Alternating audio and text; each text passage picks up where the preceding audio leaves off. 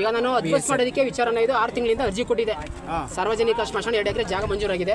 ನಮಗೆ ಅಡ್ಬಸ್ ಮಾಡಿಕೊಂಡು ನಮಗೆ ಒಂದು ನಿಮಿಷ ಅಡ್ಬಸ್ ಮಾಡಿ ಸ್ಥಳೀಯ ಪಂಚಾಯತಿಗೆ ವರ್ಗಾವಣೆ ಮಾಡಿ ಅಂತ ಕೊಟ್ಟಿದೆ. 377 1997 2 ಎಕರೆ ಮಂಜೂರಾಗಿದೆ. AC ಅವ್ರ ಮುಖಾಂತರ ಅದೇ ಸ್ಕೆಚ್ ಆಗಿದೆ, ಎಲ್ಲ ಆಗಿದೆ. ಈಗ ಅಡ್ಬಸ್ ಮಾಡಿ ಸರ್ ಬಂದಿದ್ರು, ನಿಮಗೂ ನಾನು ಫೋನ್ ಮಾಡಿದೆ 10:30 ಬರ್ತೀನಿ ಅಂತ ಹೇಳಿದ್ರಿ. ಬರಬೇಕಾದ್ರೆ ಅಡ್ಬಸ್ ಮಾಡ್ಬೇಕಾದ್ರೆ ಇವರು ಯಾರು ಇವರು ಜೀವನ್ ಅನ್ನೋರು ಕುರುವಳ್ಳಿ ಮಾದೇವ್ರ ಮಗರಂತೆ. ನಮ್ದು ಪಾಪಟ್ ಇದು ಅಡ್ಬಸ್ ಮಾಡಬೇಡಿ ಅನ್ಕೊಂಡು ಹೇಳ್ತಾ ಇದ್ದಾರೆ. ಒಂದು ನಿಮಿಷ ಹೇಳ್ತಾ ಇದ್ದಾರೆ ಇವರು. ಅದಕ್ಕೆ ಇವ್ರು ಹೇಳ್ತಾ ಇರೋದು ಯಾವ್ದಂದ್ರೆ ಪಾಪಟಿ 377 ಬ್ಲಾಕ್ 2 ಅಂತ ಇದೆ ಇವ್ರು ಸಂಬಂಧಪಟ್ಟಂಗೆ. ಇದು ಬರೀ 377 ಇದು ಈ ಮಷನ್ ಆಗಿರೋದು 377. ಅದನ್ನ ನಮ್ಮ ಜಮೀನ ಸಂಬಂಧಪಟ್ಟಂಗೆ ಅವ್ರು ಸ್ಟೇ ಗೊತ್ತು, ನಮಗೂ ಸಂಬಂಧ. ನಮ್ಮ ಜಮೀನು ಏನಾದ್ರೆ ನೀವು ಅಡ್ಬಸ್ ಮಾಡ್ಕೊಡಿ ಅಂತ ನಾವು ಕೇಳ್ತಾ ಇದೀವಿ. ವಿಚಾರ